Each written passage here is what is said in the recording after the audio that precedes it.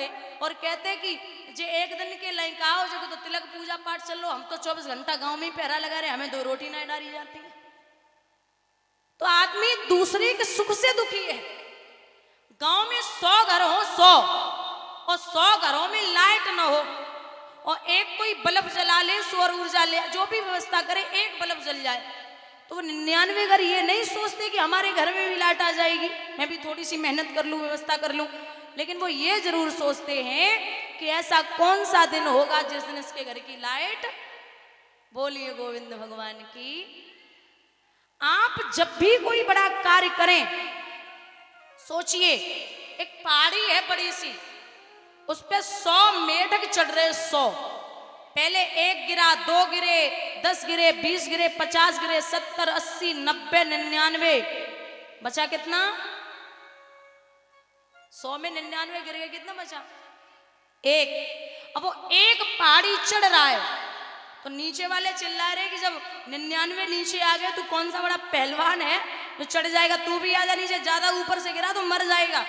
लेकिन वो नहीं सुन रहा, पहाड़ी चढ़ता जा रहा, चढ़ता जा रहा। 4 दिन में जब पूरी पहाड़ी चढ़ गया तो संत बोले, आपको पता है कि वो पहाड़ी क्यों चढ़ गया? बोले महाराज क्यों चढ़ गया? तो जवाब दिया, मूर्खो, उस मेढक को सुनाई नहीं देता था। कारण? बोले कारण ये था, जब पहले वाला चढ़ा था ना तो 99 जो नीचे थे वो चिल्ला रहे थे कि नीचे आ जा, गिर जाएगा, बहुत ऊंची है, नीचे आ जा। तो वो उनकी हिम्मत टूट रही थी, वो नहीं कर पा रहे थे। जब सब नीचे आएंगे, जो एक चढ़ रहा था खूब नीचे से चिल्ला रहे कि नहीं चढ़ पाएगा, वो उसे सुनाई नहीं दे रहा, बोलते रहो। जब नहीं सुनोगे तभी कार्य को पूरा कर पाओगे। इसलिए जब भी कोई बात हो ना पीठ पीछे, या जब भी कोई बात करे, आप निश्चिंत होकर कार्य को पूरा करिए, ज्यादा तकलीफ उठाने की जरूरत नहीं है। बोलिए गोविंद भगवान की। ये दुनिया है, क्या फर्क पड़ता, मर भी जाओगे तो बोलेगी कि मरे तो गए, ढंग से नहीं मर पाए। ये फितरत है लोगों की। इसलिए आप खुश रहिए, जैसे रहना है, क्योंकि ये सफर है। जहां से आप आए हो ना, यहाँ पूरा सफर तय करके, जैसे आदमी ट्रेन में बैठता घर से निकलता है, बाकी जहां से घूम के आएगा वापस घर पे ही आएगा, उसे लौटना ही घर पे है। ऐसे ही जहां से भगवान ने आपको भेजा है, पूरा आनंद उठाइए। उसके बाद में वापस जब भाई जाना है तो काय को रोए रहे हो, जाना तो वहीं पे है, तो खुश रहिए। किसी भी परिस्थिति में खुश रहना सीखिए। यहां प्रभु ने जमीन पे ठोकर मारी, धूल के कण जब अहिल्या पे पहुंचे तो वो मानस रूप में स्तुति करने लगी और भगवान के परिक्रमा लगा करके उत्तरी दिशा में चली गई। तो विश्वामित्र बोले कि राम जी, मैंने देखा है आंखों से, ताड़िका जो तुमने मारी है, गौतम ऋषि की नारी अहिल्या पद चरण कमल रजतारी है। सुनता हूं स्वामी जादू है, हे नाथ तुम्हारे पंकज में पत्थर में जान डालने की वो शक्ति नाथ है चरण में। अब मैं समझ गया कि आपके अलावा उस धनुष को कोई तोड़ने वाला नहीं है। विश्राम किया प्रभु ने जनकपुरी में। सुबह विश्वामित्र ने दोनों पुत्रों को बाग से फूल मंगाने के लिए भेजा। कहा जाओ बाग से फूल ले आइए। तो वह माली रखवाली पर बैठे थे। माली रखवाली पे बैठे। वो जानकी मैया का बाग है, चकोर चारू चौपड़ वाला, बगिया के बीच सरोवर था। बस उसी सरोवर के समीप श्री गिरिजा जी का मंदिर था। जब उसी बाग में मैया सीता गौरी मां का पूजन करने के लिए चली, तो राम ने सीता को देखा, सीता ने राम को देखा, तो पड़े गए प्रेम की डोरी में। चितचोर आप चितचोर हुए, सिय रूप अलंकिक रूप बना, राघव के नैन चकोर हुए। संसार को नचाने वाला खुद नाचने लगा। वो बाग है मां जानकी का। तो जब प्रवेश हुआ, अब माली को तो पता था कि पत्थर की औरत बन गई। माली बोला रुकिए, क्या हुआ? अरे ओ रघुनाथ जी, पहले जानकी मैया की जय बोलिए, उसके बाद में आप प्रवेश कर सकते। क्या पता फूल को हाथ लगाया और लड़की बन गई। राम जी बोले मैं ठहरा रघुवंशी, मैं किसी की जय नहीं बोलता। लखन बोले देर हो रही है भैया, जय बोलिए। तो लखन ने कहा कि मैं बोल दे रहा हूं। लखन बोले बोलिए जानकी मैया की। जो जयकारा लगाया तो लखन के पीछे ही राम जी। माली बोले तुम कहां चले? राम जी बोले फूल तोड़ने। माली ने कहा जाने टेबलेट खाई है ना, असर बाई पे करेगी।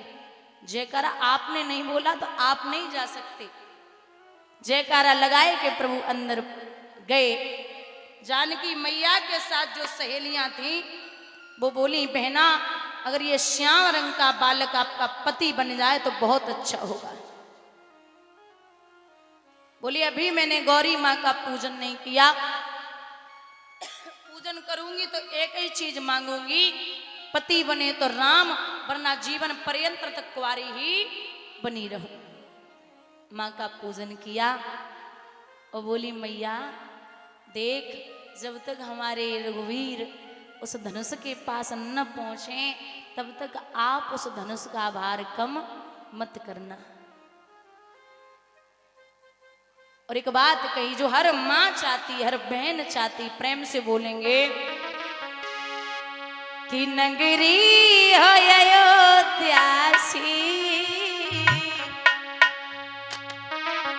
और रघुकुल सा घराना हो,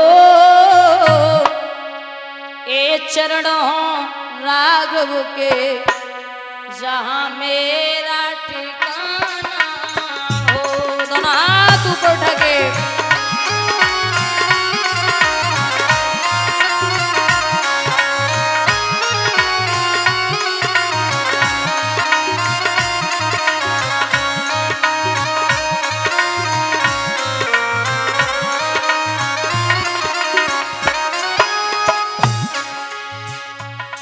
लक्ष्मण सा भाई हो,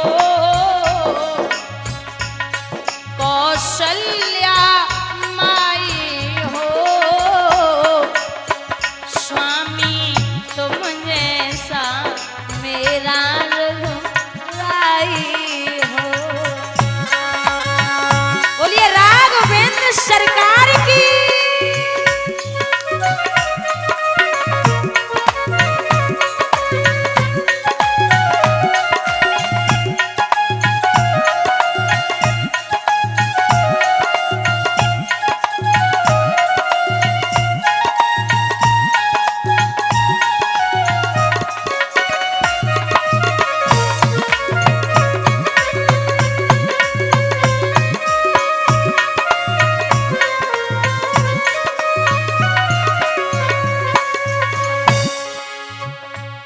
हो त्याग भरत जैसा,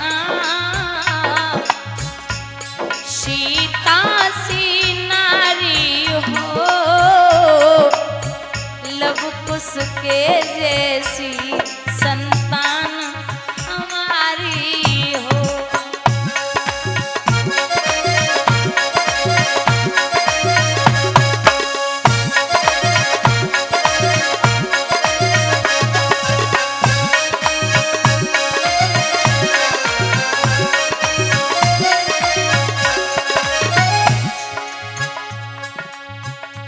श्रद्धा हो श्रवण जैसी, सबरी सी भक्ति हो, हनुमत के जैसी निष्ठा और शक्ति हो।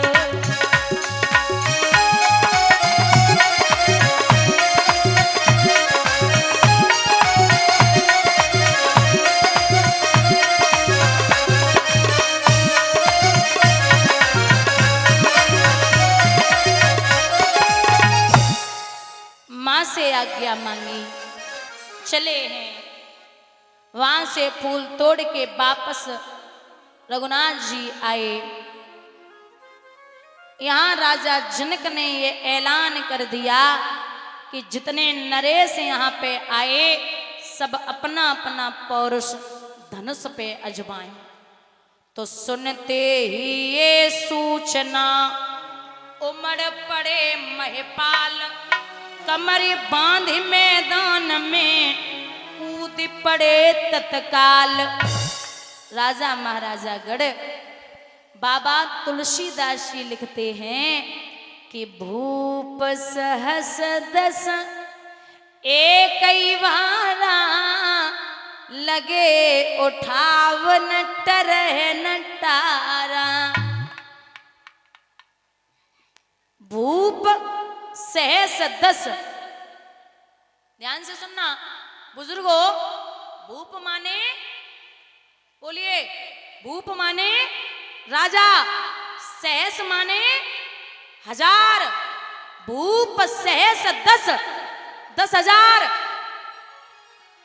अब आप समझिए कि 10,000 राजा मौजूद हैं। एक जब जाता है ना तो 9,999 राजा बाकी बैठे वो विचार करते हैं कि प्रभु आपका धनुष है, इससे अगर टूट गया ना तो सीता जी मेरी नहीं है पावेंगी, इसलिए थोड़ी सी कृपा करना, मैं कितना अच्छा सा हूं। तो कुछ अभिमानी बैठे, अभिमानी पता किसको बोलते, जन काऊ की नाय मानी वही होवे अभिमानी, जो किसी की ना माने।